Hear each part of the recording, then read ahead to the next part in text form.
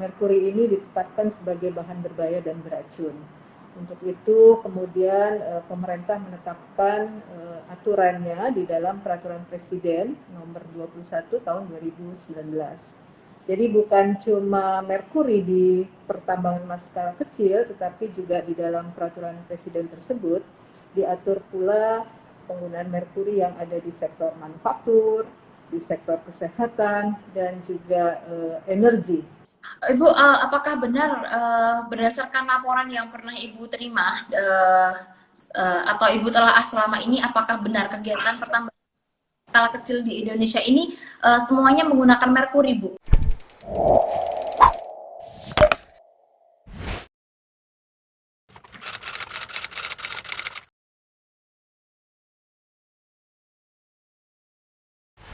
Assalamualaikum warahmatullahi wabarakatuh. Salam adil dan setara. Perkenalkan, saya Novita Kristiani Lenda Rompas, pembawa acara pada seri bercerita, berbagi cerita di balik berita, dan spesial pada kali ini dalam rangka publikasi dan diseminasi praktik baik perempuan dan pengelolaan sumber daya alam berkelanjutan. Teman-teman, program ini merupakan hasil kerja sama antara Pokja, Pengarus Utamaan Gender, Kementerian LHK, dan The Asian Foundation, dan juga beritabaru.co. Acara ini bertujuan untuk memperluas dampak positif dan praktik baik keterlibatan perempuan dalam pengelolaan sumber daya alam berkelanjutan dan membangun kesadaran publik yang lebih luas lagi. Dan tema yang akan kita ulas pada seri bercerita kali ini adalah mengenai dampak merkuri terhadap perempuan dan juga kelompok rentan serta upaya untuk menghentikannya. Menurut United Nations Environment Program, UNEP, pertambangan emas skala kecil dilakukan oleh penambang individu atau usaha kecil dengan investasi modal dan produksi yang terbatas secara manual dan hasilnya kurang dari 300 ton per hari. Masih menurut UNEP, 24% penggunaan merkuri di dunia per tahun termasuk di Indonesia adalah untuk kegiatan pertambangan emas skala kecil. Pelaku tambang emas skala kecil ini lebih memilih menggunakan merkuri karena dinilai lebih mudah dan efektif untuk meningkatkan dan memisahkan partikel emas dan mineral lainnya.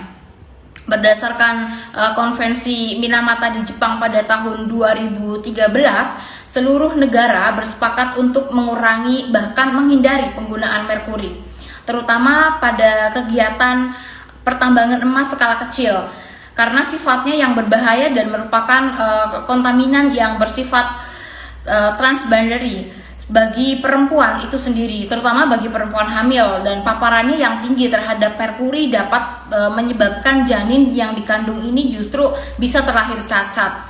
Selain itu, bahaya lainnya, merkuri ini juga berisiko mengganggu organ tubuh seperti otak, jantung, ginjal, paru-paru, dan sistem kekebalan tubuh.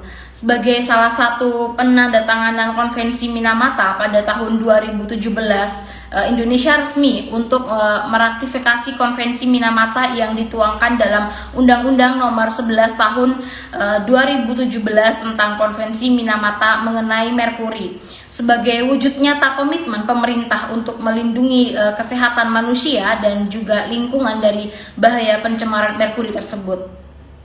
Lalu bagaimana status penggunaan merkuri di Indonesia ini untuk kegiatan pertambangan emas skala kecil? Apakah diperbolehkan atau dilarang, atau bagaimana cara mengajak masyarakat untuk mengurangi atau menghapuskan penggunaan merkuri ini, karena penggunaan merkuri ini sangat berdampak luar biasa sekali pada kesehatan seperti yang dijelaskan di atas tadi. Kemudian apa sih dampak buruk terhadap merkuri bagi kelompok rentan dan juga kaum miskin, perempuan khususnya, dan anak-anak di masa depan? Nah, untuk mengulas hal-hal seperti ini, untuk mengulas hal yang penting ini, kita akan mengulas tema penghapusan merkuri dari kegiatan pertambangan emas skala kecil tersebut. Kita akan mengundang ahlinya, yaitu Ibu Insinyur Insiani, MSc, pengendali dampak lingkungan pedal ahli utama Kementerian Lingkungan Hidup dan Kehutanan. Selamat pagi Ibu Yun. Selamat pagi, Assalamualaikum warahmatullahi wabarakatuh. Waalaikumsalam. Terima kasih Ibu sudah bergabung di beritabaru.co dan terima kasih telah meluangkan waktunya untuk berbagi cerita bersama teman-teman. Tentunya Ya, pembahasan ini Mbak. sangat Ibu, untuk pertama-tama kami ingin mengetahui apakah merkuri ini ditetapkan sebagai limbah biasa atau masuk kategori bahan berbahaya dan beracun atau seperti apa? Dan bagaimana diatur dalam regulasi apa penetapan tersebut, Ibu? Baik, terima kasih. Menyapa teman-teman dulu, semoga juga sehat. Eh, Betul, seperti yang tadi sudah disampaikan bahwa merkuri ini ditetapkan sebagai bahan berbahaya dan beracun. Untuk itu kemudian pemerintah menetapkan aturannya di dalam Peraturan Presiden Nomor 21 Tahun 2019. Jadi bukan cuma merkuri di pertambangan emas skala kecil, tetapi juga di dalam Peraturan Presiden tersebut diatur pula penggunaan merkuri yang ada di sektor manufaktur, di sektor kesehatan, dan juga energi. Baik.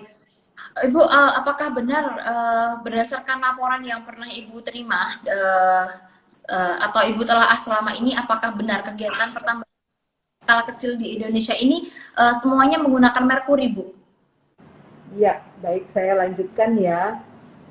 Jadi memang betul bahwa kami KLHK pernah melakukan satu studi dan mengestimasi jumlah merkuri yang berpotensi menjadi limbah itu cukup besar.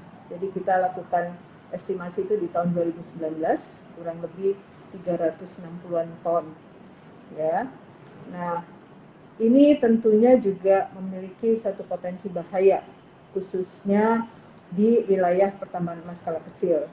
Karena kita tahu di sana itu juga melibatkan perempuan dan anak, sehingga akan berdampak kepada kesehatan reproduksi wanita dan juga kondisi janin yang ada di dalam kandungan ibu yang sedang hamil.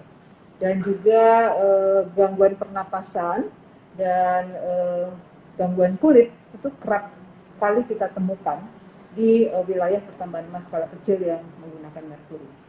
Begitu, Mbak. Baik, pertambangan merkuri ini, pertambangan emas di Indonesia skala kecil ini masih menggunakan merkuri banyak sekali ya Bu ya, dan berbahaya Ya, sekali untuk kesehatan, untuk ya. anak sebagainya.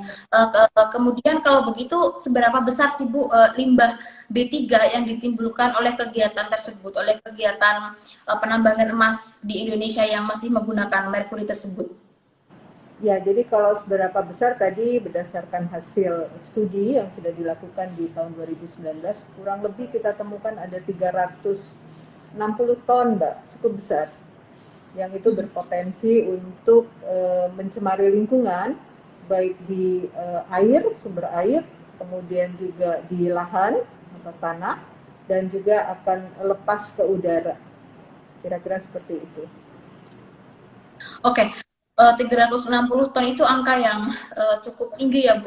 Cukup tinggi, cukup tinggi. Dan boleh ditekankan lagi Bu, apa bahayanya bagi kesehatan ibu, anak, dan janin? Ya, jadi seperti tadi yang sudah saya sampaikan, dapat menimbulkan gangguan ke sistem syaraf. Jadi perkembangan janin pun juga akan mengalami kecacatan pada saat nantinya akan dilahirkan.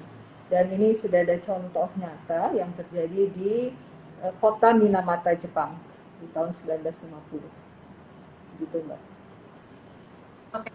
Jadi justru bahkan bisa menimbulkan sampai dengan kecacatan ya Bu ya. Di tahun 2013, maaf 17 di Minamata sempat terjadi dampak yang seperti itu. Boleh diceritakan Ibu sedikit? Jadi di tahun 1950-an, Mbak. Jadi di Minamata itu ada perusahaan kimia yang menggunakan merkuri ya sebagai bahan campuran, dan kemudian limbahnya itu dibuang ke Teluk Minamata. Dan kita tahu bahwa masyarakat di Kota Minamata ini hidupnya setiap hari mengkonsumsi ikan dari teluk tersebut. Nah, melalui rantai makanan, ikan yang dimakan oleh masyarakat akan masuk ke dalam tubuh dan itu akan memberikan dampak merkuri yang ada di dalam ikan yang kemudian akan mempengaruhi kesehatan masyarakat. Baik. Jadi hal ini juga sudah pernah terjadi dan harusnya bisa menjadi pembelajaran sama gitu ya Bu ya. Ya.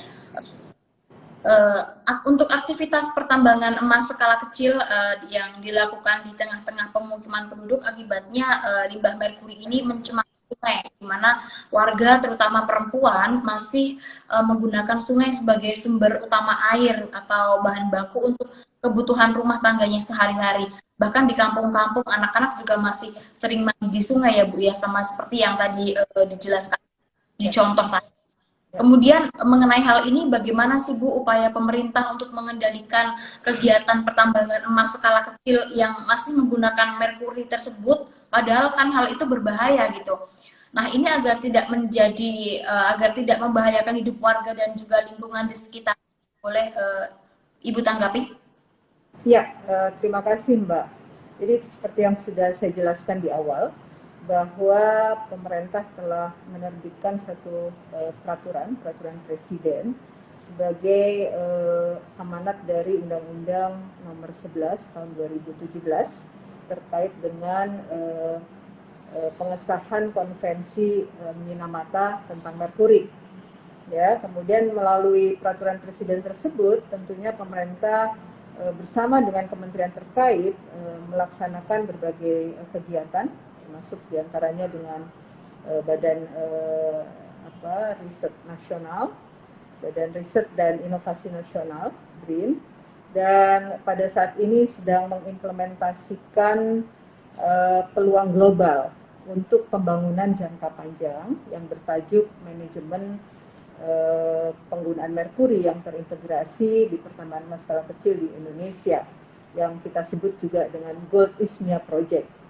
Dan kemudian proyek ini didukung oleh UNDP sehingga LHK bersama-sama dengan Badan Riset dan Inovasi Nasional melakukan kegiatan ini tentunya dengan tujuan untuk mengurangi ataupun menghilangkan lepasan merkuri dari sektor pertambangan emas skala kecil. Di sana upayanya. Oke, boleh sedikit diceritakan Ibu bagaimana efektivitas kegiatan-kegiatan upaya-upaya yang telah dilakukan selama ini? Ya, jadi kami bersama dengan tim project dan tentunya dengan kementerian terkait lainnya terus-menerus mengadakan bimbingan, kemudian juga mengadakan komunikasi dengan cara-cara kita memperkuat kelembagaan, ya, dan juga kerangka kerja ataupun kebijakan regulasi yang terkait dengan pertambangan emas skala kecil bebas merkuri. Itu satu. Lalu yang kedua juga mengupayakan peningkatan akses komunitas pertambangan untuk dapat membiayai dan memungkinkan pengadaan teknologi pengolahan emas tanpa merkuri. Ketiga, pemerintah juga mengupayakan peningkatan kapasitas dari komunitas penambang untuk jadi melalui penyediaan bantuan teknis. Jadi pemerintah memberikan bantuan teknis, kemudian transfer teknologi, dan juga dukungan formalisasi. Ya, kemudian yang terakhir bahwa pemerintah mengupayakan peningkatan kesadaran masyarakat akan bahaya merkuri dan juga menyebarluaskan praktek-praktek terbaik dan pembelajaran dari penghapusan merkuri di sektor pertambangan emas skala kecil.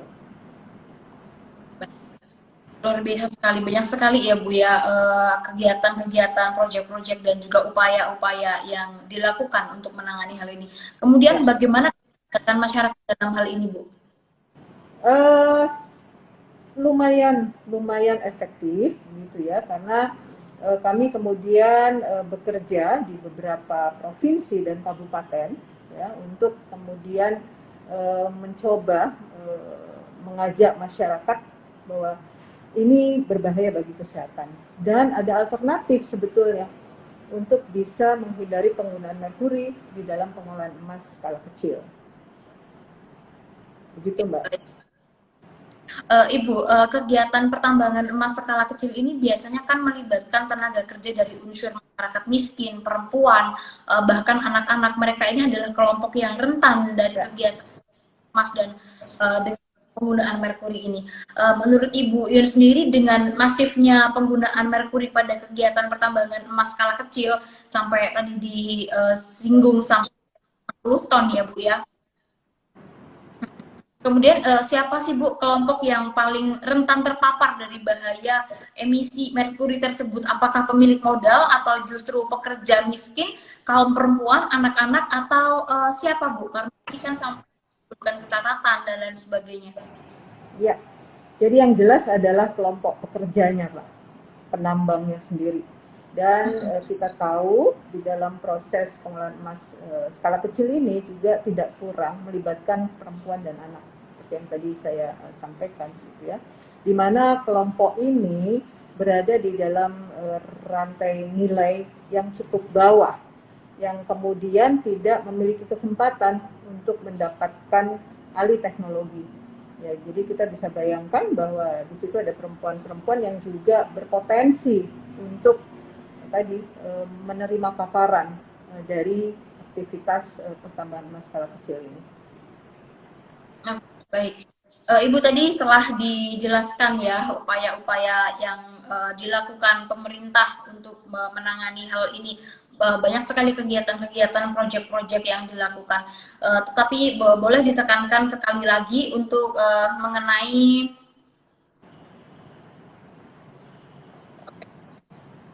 mengenai upaya apa saja yang dilakukan pemerintah khususnya KLHK sendiri untuk memproteksi warga miskin yang jadi buruh pertambangan emas skala kecil tersebut, serta perempuan dan anak-anak yang tinggal di kawasan sekitaran pertambangan emas tersebut.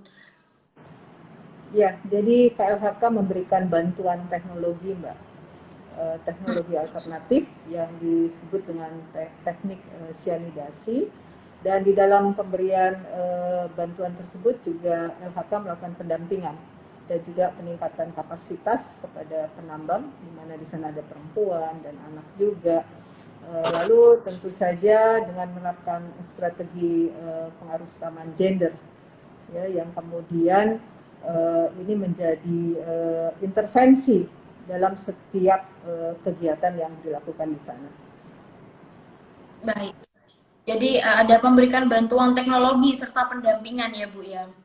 Mengingat telah meratifikasinya Konvensi Minamata mengenai merkuri dalam Undang-Undang Nomor 11 Tahun 2017, apakah itu berarti penggunaan merkuri dilarang dan akan dihapuskan di Indonesia, Bu? Ya, jadi melalui Peraturan Presiden Nomor 21, penggunaan merkuri di sektor pertambangan emas skala kecil harus dihapuskan di tahun 2025.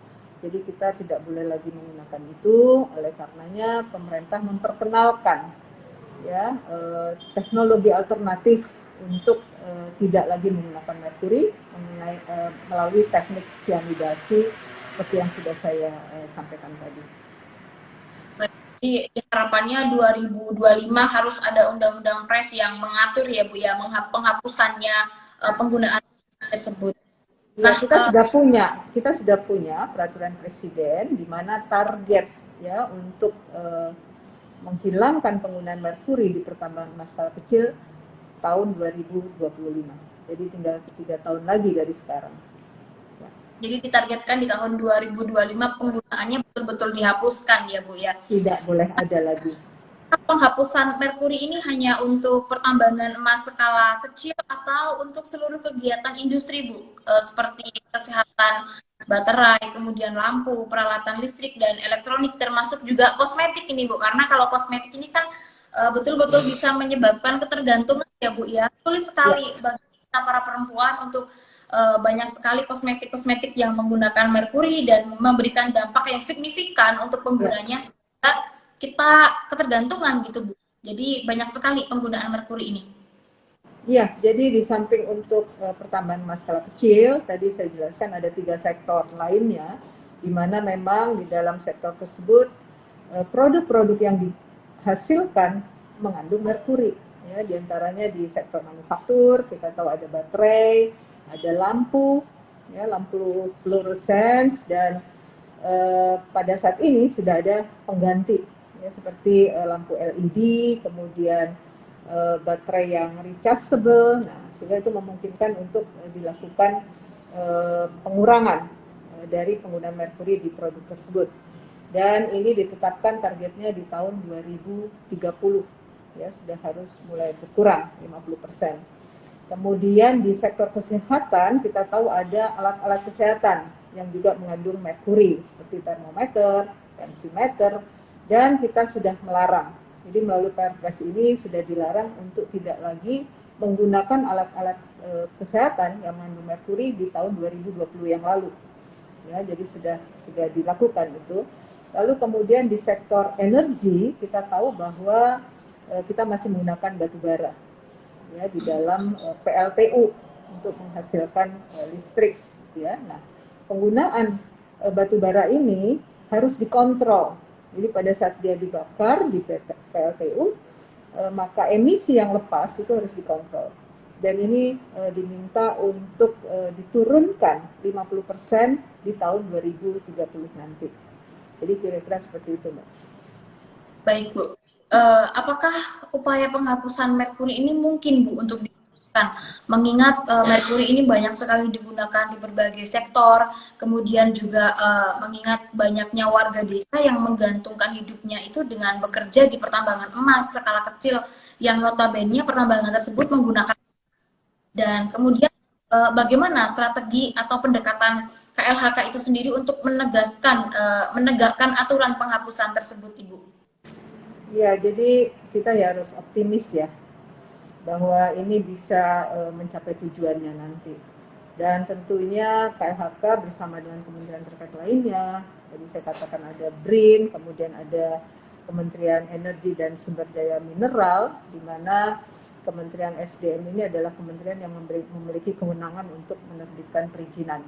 Jadi bersama-sama dengan kementerian terkait tersebut, kita melakukan advokasi kepada komunitas penambang, memberikan pendampingan, kemudian juga penguatan kelembagaan, dan juga bantuan teknis, dan tentu saja tadi bahwa penting sekali pemahaman mengenai pengaruh keutamaan gender, ya, sehingga kelak nanti para penambang ini bisa lebih sejahtera dan juga kesehatannya terjaga dan tidak lagi menggunakan merkuri di dalam usahanya. Kita harus optimisme ya, Bu, ya, dalam penghapusan merkuri ini.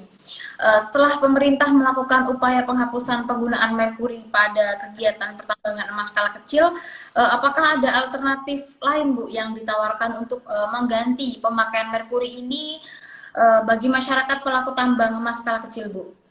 Ya, tadi sudah saya jelaskan bahwa sudah ada teknologi yang bisa menjadi alternatif dari penggunaan merkuri yang kita sebut dengan teknik cyanidasi, dan tentunya di dalam memperkenalkan ini harus didampingi dan kapasitas masyarakat juga harus ditingkatkan sehingga mereka dapat memanfaatkan teknik cyanidasi ini dengan lebih tepat dan tidak kemudian memberikan masalah baru yang lain. Jadi ada bantuan teknis sanidasi itu ya, Bu, ya, bantuan teknologi. Ya. Boleh diberikan gambarannya, Bu, bagaimana cara kerja atau sanidasi tersebut? Jadi proses teknik cyanidasi ini dengan menggunakan proses leaching ya, dari batuan ataupun ore yang akan diolah. Dan kemudian limbahnya ini juga tidak boleh dibuang sembarangan. Jadi harus melalui satu kolam pengolahan limbah, lalu kemudian dengan kurun waktu tertentu setelah dicek kualitas bahan kimia yang ada di dalam kolam tersebut memenuhi standar, baru kemudian boleh dibuang ke lingkungan. Oke. Jadi bantuan teknis sanidasi atau teknologi yang dengan sistem sanitasi ini diharapkan bisa menggantikan penggunaan merkuri tersebut ya Bu ya. Ya. Ibu kalau boleh tahu bisa ditekankan lagi apa saja langkah strategis dan pendekatan-pendekatan yang telah dilakukan pemerintah itu sendiri untuk menekan khususnya pembuangan limbah merkuri dari kegiatan pertambangan emas skala kecil, pembuangan limbah merkurinya. Seberapa efektif upaya-upaya tersebut berhasil dijalankan, Ibu? Iya, jadi melalui Perpres tadi nomor 21 tahun 2019 itu merupakan dasar tindak pemerintah gitu ya, bersama dengan kementerian terkait lainnya, dan kemudian kita fokus kepada wilayah-wilayah yang memang memiliki kegiatan pertambangan skala kecil, dan alhamdulillah kita bisa menunjukkan hasilnya dalam 3 tahun pelaksanaan peraturan presiden tersebut, bahwa pemerintah telah mampu mengurangi lebih kurang 12 ton ya merkuri yang digunakan di pertambangan emas skala kecil di wilayah-wilayah tersebut. Kemudian juga pemerintah mampu menurunkan penggunaan merkuri di dalam baterai kurang lebih 370-an kilo. Lalu kemudian juga pemerintah juga telah menarik sebanyak 4.700 unit alat-alat kesehatan yang mengandung merkuri. Kemudian yang terakhir tentunya di sektor energi, pemerintah juga bisa mengendalikan kurang lebih 710-an kilogram emisi yang lepas ke udara, emisi merkuri yang lepas ke udara. Ya. Jadi diharapkan penurunan-penurunan ini terus terjadi ya Bu ya, sampai pada akhirnya kita betul gunakan merkuri lagi, dan ditargetkan di 2030 bisa dihapuskan oleh berbagai sektor. Ibu, mengenai penggunaan merkuri sendiri juga erat kaitannya dengan praktik pertambangan tanpa izin atau PATI. Menurut pengamatan Ibu sendiri, bagaimana Bu pola sinergi yang dibangun oleh pemerintah pusat dan juga pemerintah daerah tentunya untuk mengatasi kegiatan PATI ini yang menggunakan merkuri tersebut, Bu? Iya, jadi memang potensi untuk lingkungan tercemar dari merkuri itu yang terbesar adalah di sektor pertambangan emas skala kecil. Nah, untuk itu kemudian pemerintah melalui peraturan yang ada bekerja secara bersinergi. Jadi pemerintah pusat memiliki tanggung jawab untuk melakukan koordinasi dan kemudian memberikan pendampingan kepada pemerintah provinsi, agar pemerintah provinsi juga memiliki rencana aksi daerah terkait dengan pengurangan dan penghapusan merkuri. Demikian juga halnya pemerintah provinsi memiliki kewajiban untuk melakukan pendampingan kepada pemerintah kabupaten agar supaya pemerintah kabupaten memiliki rencana aksi daerah. Jadi kami bergandeng tangan, bersinergi untuk kemudian bersama-sama mengawal peraturan yang sudah ditetapkan oleh Presiden, dan kemudian diharapkan ini bisa secara efektif mengurangi ataupun menghilangkan penggunaan merkuri di sektor pertambangan emas skala kecil khususnya. Demikian, Mbak. Bagaimana Bu pola sinergi yang seperti apa yang dibangun oleh pemerintah pusat dan juga pemerintah daerah untuk mengatasi kegiatan PATI? Iya, jadi di dalam peraturan presiden diwajibkan pemerintah pusat mendampingi pemerintah provinsi menyusun rencana aksi daerah. Ya, jadi ada rencana aksi nasional yang kemudian itu juga menjadi referensi bagi provinsi maupun kabupaten, agar provinsi maupun kabupaten, gubernur, bupati juga memiliki rencana aksi daerah. Dan kemudian ini menjadi rencana kerja tahunan yang kemudian dievaluasi setiap secara berkala dan lalu dilaporkan hasilnya, dan menteri akan melaporkan ini semua kepada presiden. Baik, Ibu, menurut Ibu apa saja kendala atau tantangan yang dihadapi pemerintah untuk menerapkan secara tegas kebijakan penghapusan penggunaan merkuri ini secara keseluruhan di Indonesia? Karena tentu ini bukan menjadi hal yang mudah ya Bu ya, dan sama-sama dari berbagai stakeholder dan lain sebagainya. Tentu banyak kendala dan tantangannya. Boleh berbagi bersama kami Ibu apa saja kendala dan tantangan yang dihadapi pemerintah untuk menerapkan secara tegas kebijakan penghapusan penggunaan merkuri secara keseluruhan di Indonesia? Iya, jadi hambatan pasti ada, Mbak. karena kita merubah kebiasaan penambang gitu ya, dari menggunakan merkuri untuk tidak lagi menggunakan merkuri. Itu satu, sehingga tentunya ini butuh waktu dan butuh pendampingan terus-menerus dari pemerintah secara berjenjang ya, provinsi dan kabupaten. Nah, kemudian juga kita tahu bahwa dampak dari merkuri ini kan tidak bisa sehari dua hari dirasakan. Jadi mereka sudah terbiasa menggunakan, sehingga kalau diperkenalkan dengan alternatif ya butuh waktu. Lalu dampaknya juga tidak instan. Nah, ini yang menjadi persoalan, bahwa 10-15 tahun kemudian baru mereka merasakan gitu ya, efek dari penggunaan merkuri pada kesehatan. Jadi memang kita harus terus-menerus menyuarakan ini dan juga memberikan pemahaman kepada masyarakat akan bahaya merkuri. Demikian, Mbak. Jadi butuh waktu dan pendampingan ya Bu ya, karena memang Ya. dari merkuri ini tidak bisa dirasakan secara langsung. Jadi dampaknya baru terasa beberapa saat, ketika bahkan tahunan, ketika kita sudah menggunakannya bertahun-tahun. Tentu ini bukan hal yang mudah. Kesulitan yang dialami apa saja Bu dalam menerapkan hal ini Bu, dalam menerapkan kebijakan ini untuk bisa penghapusan merkuri ini secara keseluruhan di Indonesia Bu?